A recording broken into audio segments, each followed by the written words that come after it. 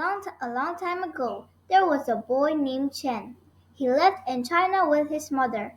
They lived in a house full of beautiful flowers and other plants from their garden. The emperor of China was a very old man. He didn't have any children. He was worried about who would become the next emperor. The emperor decided to choose the next emperor from among the children of his country. He told his people, "I'll give a flower seed to every child. In a year's time, come back to plant you with your paws." Chen carefully planted his seed in a little clay pot and gave it water. Days passed, but the seed did not grow. Chen moved the seed to a bigger, nicer pot. He placed the pot in the sunniest corner of his garden. Weeks passed, but the little seed didn't sprout. Chen carried his pot to a well and with fresh water. Months passed, but the little seed didn't sprout. He kept his pet cricket nest to the pot. He wanted the seed to hear the cricket's sweet sounds. Season passed, but the little seed still didn't sprout. A year passed. It was time to bring the pot back to the Emperor Palace. Chen was sad.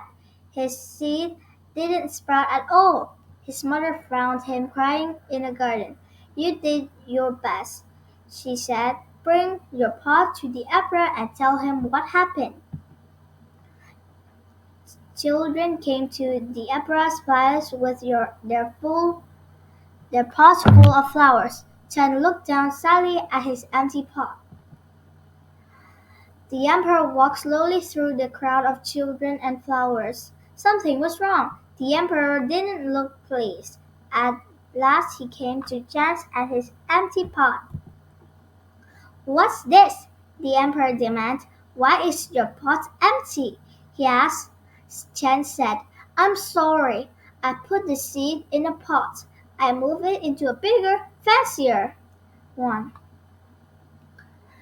I made sure it had sunlight. I gave it the freshest water. I even let my cricket keep it company at night. No matter what I did, it wouldn't grow. I tried my best."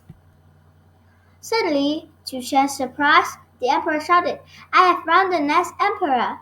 I don't know how the rest of you grew your flowers. These seeds I gave out were boiled. They could never have grown." But this child was honest and used his best effort to try to grow the seed. Chen and his mother went to live in the palace. The emperor and Chen worked in the palace garden together. The emperor died, Chen became emperor.